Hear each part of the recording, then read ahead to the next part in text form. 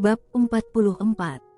Fang Chu memberitahunya dengan tenang, "Tuan, Nyonya Chu telah tiba." Saat dia menyelesaikan kalimatnya, sekelompok orang muncul di cakrawala. Wanita terkemuka mengenakan jubah putih, dan tersenyum cerah sambil bergegas menuju Yuan Yue.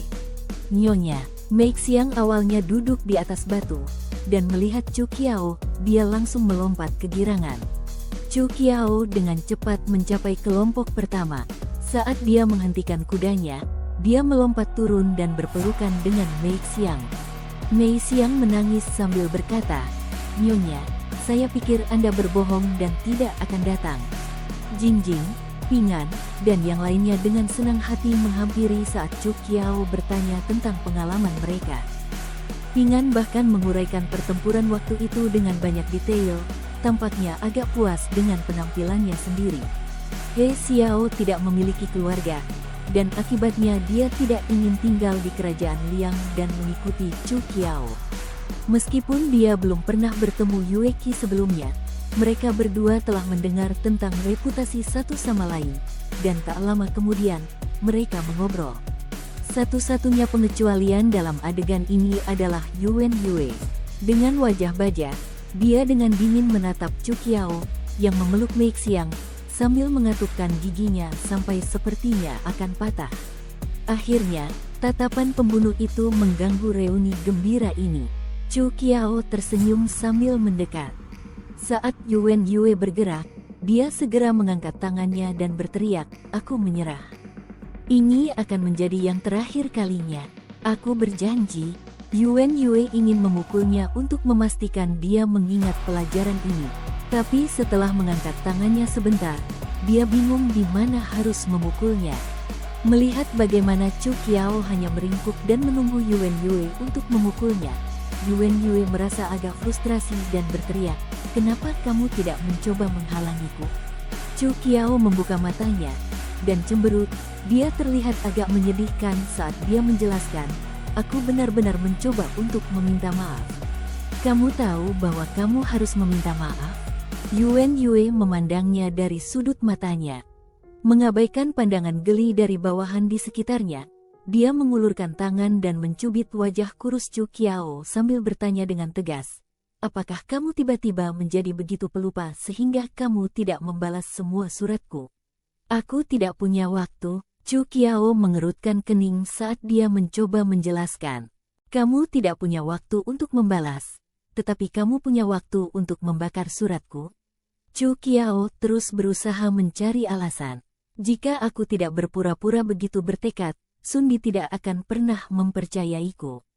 Jika dia tidak mempercayaiku, yang lain, seperti Raja Jingan, akan semakin tidak mempercayaiku." Yuan Yue menatapnya dan terus bertanya, "Lalu mengapa kamu tidak memberitahuku lebih awal, sehingga membuatku berlari sejauh ini untuk datang ke sini?" Chu Qiao meringkuk, dan saat dia berkedip, dia sepertinya tidak punya alasan lagi. "Cepat, mengaku. Aku hanya mengikuti apa yang Xiao Ce ingin aku lakukan. Jika kamu begitu berani, kamu bisa mencarinya." Yuan Yue tampak sangat frustrasi, dan akhirnya dia berkata, "Baik. Jika ada sekali lagi, aku akan pergi dan mengambil alih seluruh wilayah Xiao Ce. Pada saat itu kamu bahkan tidak bisa menjadi permaisuri. Teruslah berpura-pura." Chu Qiao diam-diam terkikik dalam benaknya, namun dia berpura-pura patuh dan berkata, "Tentu saja, bagaimana bisa? Aku akan menepati janjiku. Ini akan menjadi yang terakhir kalinya." Yuan Yue dengan sok menggelengkan kepalanya, seolah-olah egonya telah terpenuhi. Wah, tangisan bayi terdengar dari kereta yang dibawa Chu Qiao. Suara itu mengejutkan semua orang. Chu Qiao dengan cepat mengangkat tabir kereta, hanya untuk melihat bahwa dua pengasuh sedang menggendong bayi yang tampaknya baru berusia 4-5 bulan. Bayi itu baru saja bangun, dan saat ini sedang melatih satu-satunya keahliannya menangis. Chu Qiao dengan cepat mengangkat anak itu dan mulai menenangkannya. "Apa ini?" Yuan Yue tampak agak muram saat dia bertanya dengan dingin. Chu Qiao memberinya tatapan aneh saat dia menjawab dengan jujur, "Seorang bayi." Aku tahu, Yuan Yue menjadi tidak sabar dan berteriak, anak siapa ini? Chu Qiao tiba-tiba teringat bahwa dia belum menjelaskan seluruh situasinya. Dia mulai menguraikan, ini adalah putra ketiga dari Xiao Ce Xiao Qingrong. Meskipun kita mungkin perlu memberinya nama yang berbeda mulai sekarang. Ibunya bernama Zhan Ziming. Sebelum meninggal, Xiao Ce menyerahkan anak ini kepadaku dan memberitahu saya untuk membawa anak ini keluar dari istana karena takut anak kecil ini akan terluka jika dia tetap tinggal di istana. Putra Xiao Ce, Yuan Yue mengerutkan kening, hanya untuk melihat bibir merah dan gigi putih bersih anak itu dengan sepasang mata hitam pekat yang memandangnya. Saat ini dia sedang bermain dengan hiasan yang tergantung di baju Chu Qiao, matanya berputar-putar. Sepintas, sikapnya tampak persis seperti seorang teman yang telah meninggal dunia. Hatinya tiba-tiba merasakan kesuraman tertentu. Saat dia hendak berbicara, anak itu tiba-tiba menoleh padanya. Dengan matanya berputar-putar, anak itu mulai menangis dengan sekuat tenaga lagi, sepertinya terganggu oleh sesuatu. Apa yang terjadi? Kenapa dia menangis? Chu Qiao tampak agak bingung. Mei Xiang juga bergegas, dan bertanya kepada para pengasuh, mungkinkah anak itu lapar? Pengasuh itu segera menggelengkan kepalanya, dan menjelaskan bahwa dia baru saja minum susu beberapa waktu yang lalu. Mei Xiang menggali celana dalam anak itu, jelas bahwa dia juga tidak mengompol. Chu Qiao tiba-tiba memikirkan sesuatu saat dia berbalik dan berbicara kepada Yuan Yue. Anak itu mungkin tidak menyukaimu. Wajah Yuan Yue memucat, dan dia berteriak, kenapa dia tidak menyukaiku? Cobalah untuk menjauhkan diri untuk melihat apakah itu benar. Seseorang merasa tidak dapat menerima saran itu ketika dia mengerutkan kening dan membalas, mengapa? Aku bahkan tidak memukulnya. Beberapa orang sama sekali tidak baik dengan orang lain. Mungkin Anda termasuk dalam kategori ini. Memang, ipar, cobalah berjalan lebih jauh. Mungkin Ronger tidak akan begitu takut setelah melihatmu berjalan pergi. Jingjing terus mengipasi api di samping. Apa yang kamu bicarakan? Yue Qi dengan lemah balas di samping dalam upaya untuk membantu tuannya. Sebenarnya tuan sebenarnya agak baik dan ramah. Dan dengan itu, suaranya menghilang, menjadi tidak terdengar. Akhirnya, Yuan Yue pergi. Xiao Qingrong tiba-tiba berhenti menangis. Meskipun dia menangis dengan keras sebelumnya, dia sepertinya masih menangis. Tapi dia sudah bisa melihat seringai di pipinya. Tak lama kemudian seluruh kerumunan meledak dalam tawa. Sepertinya anak itu secara tidak sengaja melukai kepalanya saat bermain dengan pedang Yue Qi, dan akhirnya dengan marah menggigit bahu Yue Qi sebagai balasannya. Yuan Yue duduk di atas batu jauh, dan melihat kerumunan tersenyum di kejauhan, dia bergumam di dalam hatinya, anak muda ini benar-benar seperti ayahnya. Chu Qiao bergegas mendekat dan duduk di sampingnya. Bahkan Yue Qi yang sangat kuat dan yang lainnya bingung bagaimana menangani anak ini. Segera setelah mereka menyerahkan anak itu kepada Fang Chu yang tertegun dan berseru, ya ampun. Anak itu tampak sangat terkejut. Ayo, kamu harus memeluknya dulu. Oh, astaga, sudah kubilang peluk dia, bawa saja dia. Chu Qiao memeluk lengan Yuan Yue dan menyandarkan wajahnya ke bahunya. Dia memandangnya dari samping sambil menghela napas lega dan berkata, insiden itu akhirnya berakhir. Apa kau lelah? Agak. Chu Qiao menutup matanya saat cahaya keemasan matahari menyinari wajahnya. Aku khawatir kamu mungkin khawatir. Jadi aku mencoba untuk mempercepat semuanya. Yuan Yue masih merasa agak kesal, dan terus bertanya, kenapa kamu tidak membaca suratku? Saya tidak tahu apakah saya bisa berhasil. Chu Qiao mengangkat kepalanya dan tersenyum pada Yuan Yue. Saya tidak yakin apakah saya bisa berhasil, bahwa saya bisa mati. Saya khawatir setelah membaca surat Anda, saya mungkin tidak memiliki cukup keberanian untuk melanjutkan.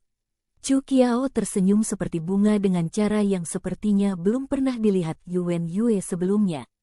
Dia tersenyum tanpa khawatir. Dia melanjutkan, kamu adalah kelemahanku. Kamu membuatku tidak mau tetap kuat. Melihatnya, wajah Yuan Yue menjadi lembut. Menariknya, dia mengatakan padanya dengan suara yang tenang dan dalam, ketika kamu berada di sisiku, kamu tidak perlu menjadi kuat. Saat dia selesai, dia mencium keningnya. Ah, itu sangat memalukan, Jingjing berteriak. Langit begitu luas, saat lanskap merah dengan daun musim gugur membentang ke cakrawala. Chu Qiao belum pernah melihat Yuan Yue tidur begitu banyak sebelumnya. Saat dia menaiki kapal di Changzhou, dia tidur dan tidak membuka matanya sepanjang hari, dan bahkan tidak sadar ketika Chu Qiao memasuki kamarnya. Yue Qi mengatakan bahwa dia tidak tidur nyenyak sejak berangkat dari kota Zhenhuang. Dia mungkin anjing lelah sekarang. Kondisi Yuan Yue sepertinya tidak terlalu baik. Dalam beberapa hari terakhir, dia melihatnya diam-diam memakan obat hitam. Dia pergi untuk bertanya pada Yue Qi tentang hal itu, namun dia mencoba menyembunyikannya darinya. Mei Xiang tahu sedikit tentang obat-obatan, dan kemudian memberitahu Chu Qiao bahwa Yuan Yue mungkin terlalu lelah dan masuk angin. Terlalu lelah dan masuk angin. Chu Qiao duduk di kursi sambil menangkupkan dagunya. Perahu berjalan agak lancar karena tidak ada angin atau ombak. Meskipun jendelanya tertutup rapat, orang masih bisa melihat bayangan samar pemandangan di kejauhan. Dia sekali lagi diingatkan pada saat dia dipaksa melakukan petualangan oleh Yuan Chuner. Pada saat itu, Zhan Ziyu dan Zhan Ziming hanyalah bangsawan yang diasingkan, dan Xiao Che masih sehat dan hidup sebagai pangeran kekaisaran Liang yang riang. Tuan Wu, Nyonya Yu, dan yang lainnya semuanya masih sehat dan hidup, berjuang untuk impian mereka. Yan Sun, teman terdekatnya dan kekasihnya. Sedangkan untuk dirinya sendiri, dia sangat percaya diri bahwa dia dapat menyumbangkan sesuatu ke dunia yang babak belur ini sendirian, dibantu oleh teman-teman yang seiman. Namun, pembunuh paling kejam di dunia adalah waktu. Sekarang, Xiao Che telah pergi, Tuan Wu dibunuh, Nyonya Yu meninggal dalam pelukannya, Zhan Ziyu menyeret keluarganya bersama dengan ambisinya. Teman-teman terdekatnya tidak pernah setia pada tujuannya, dan sebagian besar meninggalkannya. Bahkan Yan Sun akhirnya berubah menjadi orang asing. Dengan berlalunya waktu, bahkan pencapaian besar pun tertutup debu saat mimpi menghilang seperti kabut, dan seperti rumput tinggi di akhir musim gugur, bergoyang tertiup angin dengan dedaunan layu, mengejek orang lain dalam tawa atas janji masa lalu mereka. Memang, tidak ada yang tidak bisa berubah.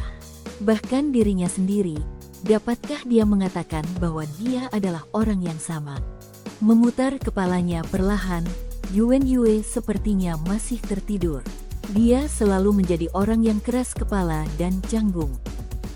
Bahkan saat dia tidur, alisnya berkerut kuat.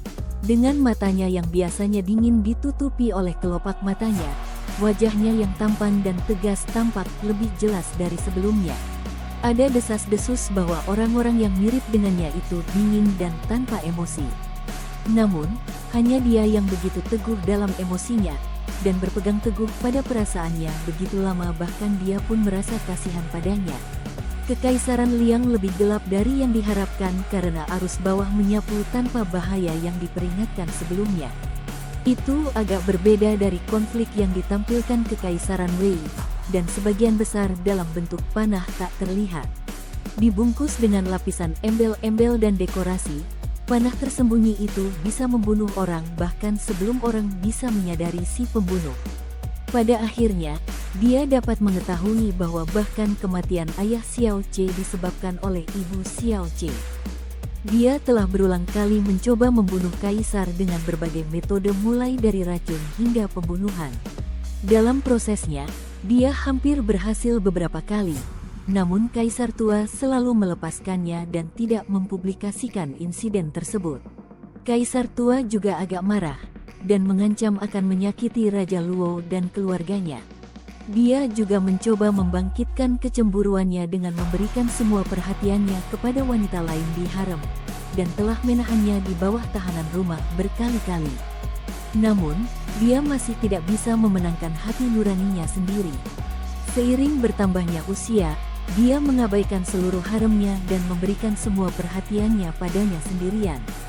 Dia sepertinya tersentuh olehnya, dan akhirnya memberinya kedamaian beberapa tahun.